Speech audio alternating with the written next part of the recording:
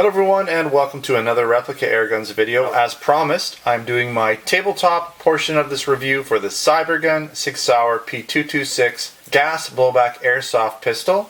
If you haven't watched my field test or shooting video, make sure to do that. I will put a link in here right now so that if you're looking for footage of this gun shooting, that's where you'll find it. Now this tabletop review portion, we're just going to be talking about specifications. We're going to be taking a look at this gun in some detail. I'll also be field stripping it and giving you my impressions, what I think about this gun. So let's get into the specifications. This is a blowback, mostly metal gun.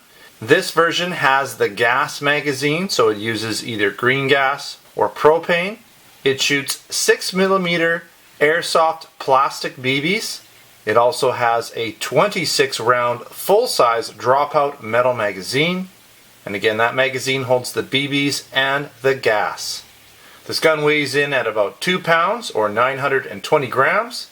It shoots in both single and double action and has a built-in decocker on it. It has a claimed FPS of 383 using the 0.12 gram BBs, so those are very light BBs, and that's why the FPS is up there fairly high. This airsoft pistol also originally came with an orange tip, so the barrel actually extruded a little bit beyond the slide, and it was a full-length barrel, so it wasn't just a tip. I actually had to cut it off. So here's the tip. Take a look here. This was cut off. And as you can see, this is a very accurate copy of a real steel Sig Sauer P226. Now this gun is a Cybergun product, and it's made in Taiwan. Quickly show you the box that it comes in. Alright, some of your information there. Has the spin up, so sort of like a hop up, and I'll show you how that's adjustable.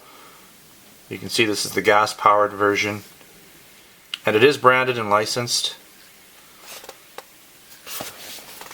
Inside the box you get a few things. You get the speed loader.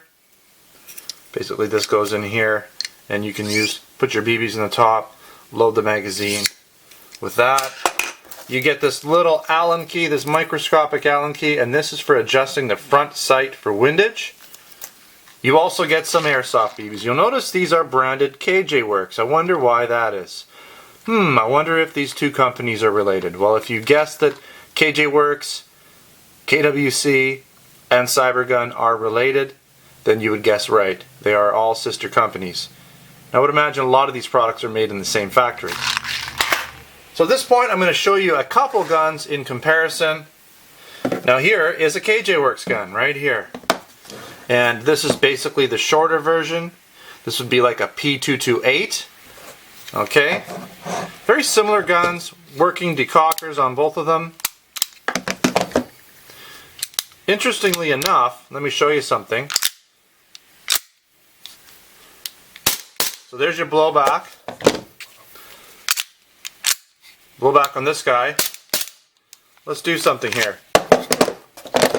Take the mag. Now the reason I'm taking the mag out of the P226 and putting it in is because it's a longer mag, but in theory it should work.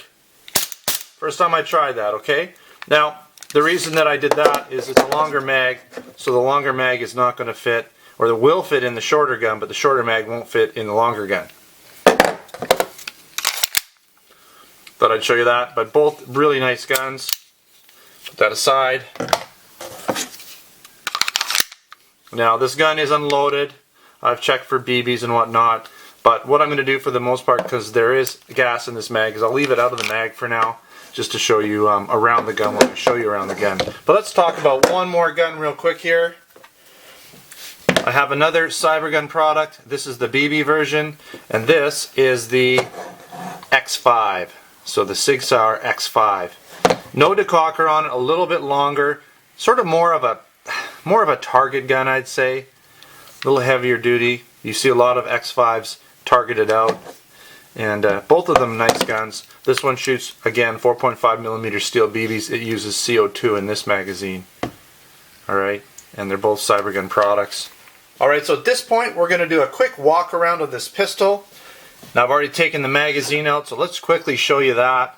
Now this is a typical gas mag. You put your green gas in the bottom, I do happen to have a canister.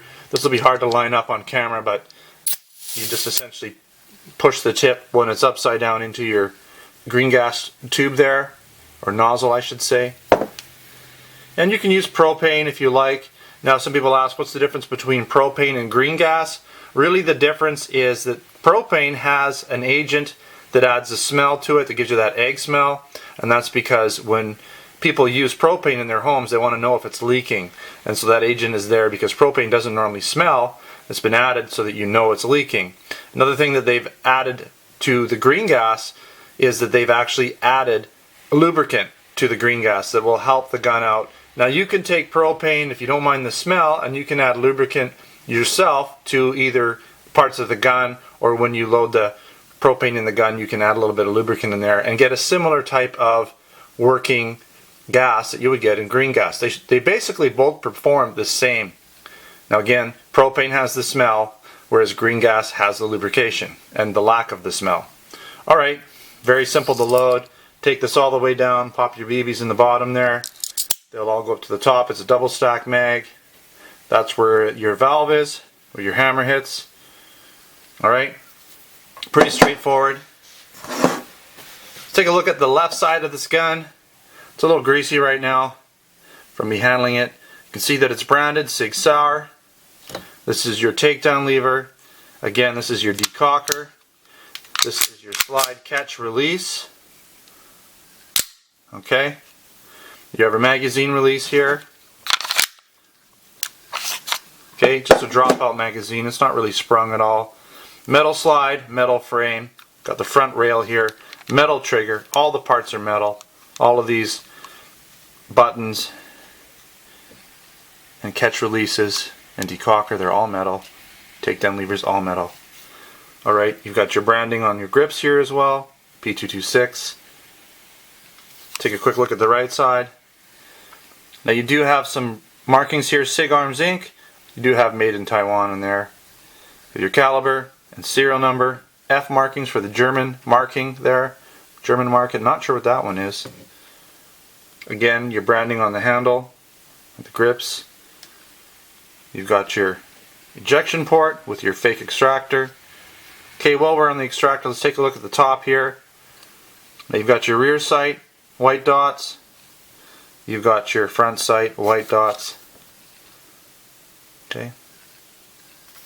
Again, your ejection port. You can see right through.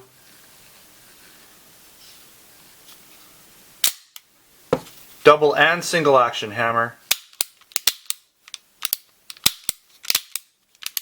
Again, the decocker. Okay. Take a quick look at the bottom. You do have your Picatinny rail or your Weaver rail. I'd call this a Picatinny. A lot of times accessories for both will work on both. Sometimes they can be a bit tricky.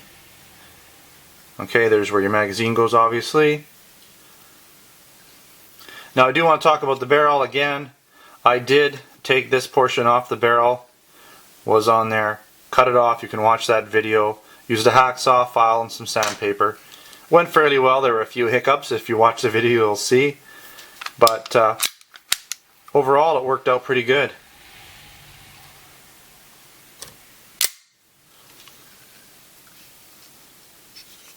And you'll notice that the barrel is recessed, as with most of these airsoft pistols. Alright, so at this point I am going to do a quick field strip of this gun. I'm not going to take it right down because, to be honest, taking the barrel out is a little tricky because of the way the spring rod or the guide rod is.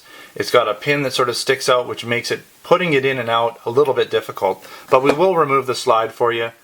Basically put this in the down position. It's always best to take obviously the magazine out, and I like to pre-cock them. And you just pull the slide forward. Now, as I said, this is the part that gets a little tricky because this little pin there, that little pin kind of makes it a little difficult to get it out. You can get it out, but it's a little tough getting it in and out. So I will leave this in, but basically this extractor rod comes out and then your barrel drops out. Or sorry, your guide rod, slide guide rod and spring comes out, and then your barrel pops out the bottom. Now I do want to mention something here, if I can get the light on it. That little geared wheel is for your hop up, and you can see here, I don't know if it'll focus alright for you, but there is little indications on what makes it go up or down written on it. Okay, so that's how you adjust your hop up on this gun. Alright, putting the gun back together is just reverse order. And you're done.